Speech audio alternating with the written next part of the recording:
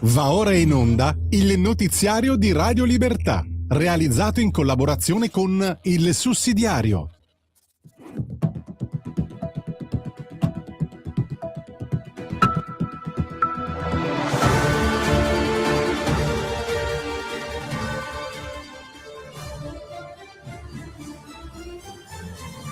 Buongiorno e benvenuti al TG di Radio Libertà di oggi, giovedì 23 luglio 2026, realizzato in collaborazione con il sussidiario.tv.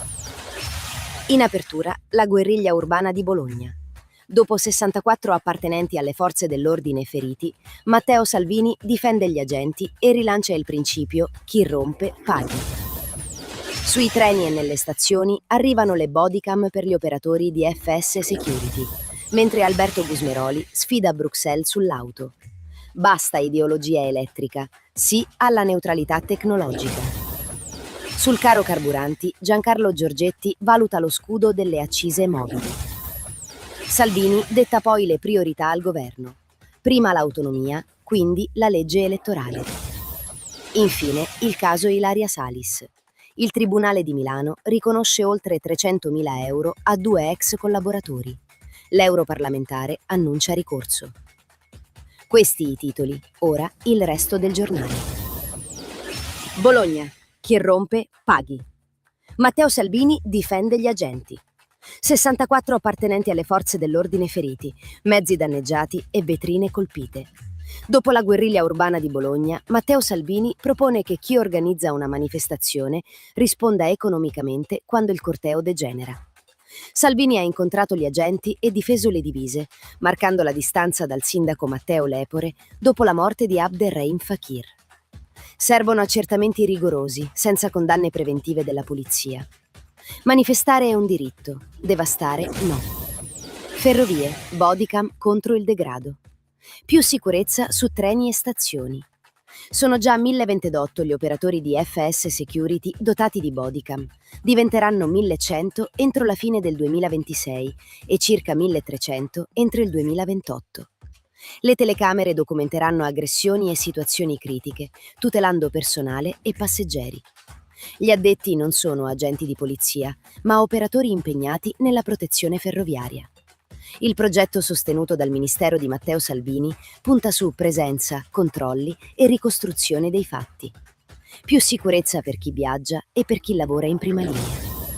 Auto, basta ideologia. Gusmeroli sfida Bruxelles. Stabilimenti sotto pressione, cassa integrazione e posti di lavoro a rischio. Per Alberto Gusmeroli, presidente della Commissione Attività Produttive, la crisi dell'auto deriva anche dalle scelte ideologiche di Bruxelles sul tutto elettrico. La Lega chiede neutralità tecnologica. Elettrico, ibrido, biocarburanti e motori a basse emissioni devono competere senza diktat, per proteggere fabbriche e occupazione. Sulla Cina, apertura a chi investe e assume in Europa. Dazi contro chi produce altrove. Bruxelles voleva decidere quale automobile comprare.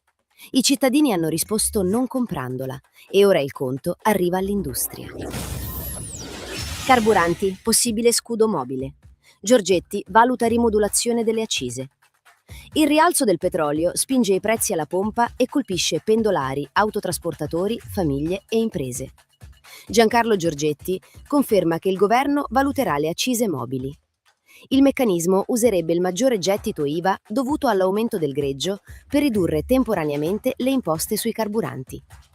Non è ancora uno sconto operativo, serviranno condizioni e risorse. La Lega chiede di difendere il potere d'acquisto senza aprire voragini nei conti pubblici. Ma per chi fa rifornimento oggi, un intervento futuro non basta.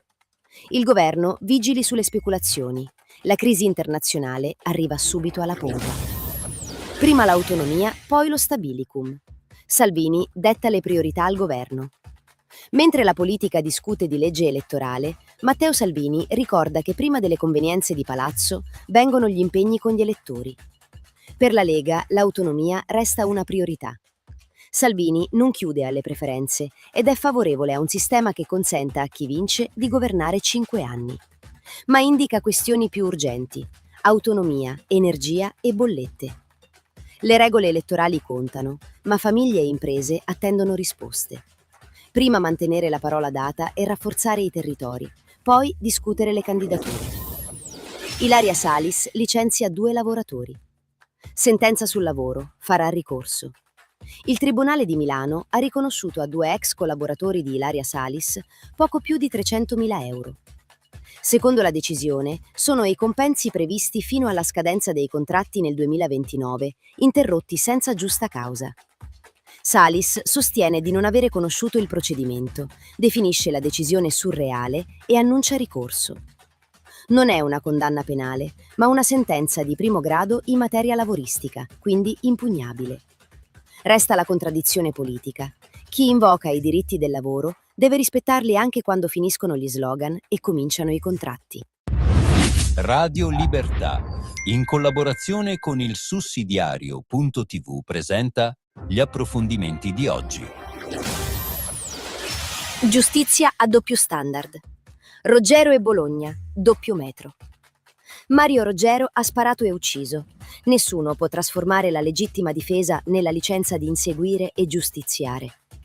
Ma non si possono ignorare le rapine subite, la famiglia in pericolo, lo stato di alterazione e l'assenza di premeditazione. Matteo Salvini ha escluso il Far West, ma osserva che 14 anni appaiono a molti una pena incapace di distinguere una reazione eccessiva dalla criminalità comune. Marco Zacchera, sul sussidiario.net, confronta questa severità con la prudenza mostrata a Bologna. Dopo la morte di Abderrahim Fakir, ancora oggetto di accertamenti, il sindaco Matteo Lepore ha convocato la piazza e usato parole che indicavano vittime e responsabili prima della fine delle indagini. Lepore non ha organizzato la guerriglia, ma deve rispondere politicamente del clima alimentato. Quando si critica una sentenza, la sinistra chiede alla politica di tacere. Quando si accusano le divise, le garanzie diventano facoltative. Il rispetto per i magistrati non impone il silenzio. Autorevolezza e terzietà valgono per tutti. Andare oltre Stellantis. La sfida italiana è la tecnologia. Stellantis torna a crescere, ma non basta per dichiarare conclusa la crisi dell'auto italiana. Giuseppe Sabella, sul sussidiario.net, ricorda che il principale polo produttivo è ormai in Spagna, mentre Polonia e Slovacchia avanzano per costi ed efficienza. Il nodo non è soltanto quante vetture escono dagli stabilimenti, ma dove nasce il valore. L'auto del futuro comprende software, semiconduttori, elettronica, intelligenza artificiale, batterie e servizi digitali. E l'Italia, avverte Sabella, non è più un centro decisionale paragonabile a Francia e Germania. Contestare il tutto elettrico imposto da Bruxelles è necessario, ma non può diventare un alibi per ignorare l'innovazione. Difendere l'industria significa accompagnare fabbriche, fornitori e competenze nella nuova catena del valore. Il mercato europeo deve accogliere chi investe, produce e assume qui, e difendersi da chi fabbrica altrove con sussidi e regole imparagonabili. L'Italia non può limitarsi ad assemblare vetture progettate e comandate altrove. E anche oggi si conclude l'appuntamento con l'informazione del TG di Radio Libertà in collaborazione con il sussidiario.tv. Grazie per averci seguito. Appuntamento a domani per l'ultima edizione della settimana alla stessa ora sulle frequenze di Radio Libertà. A domani. Avete ascoltato il notiziario di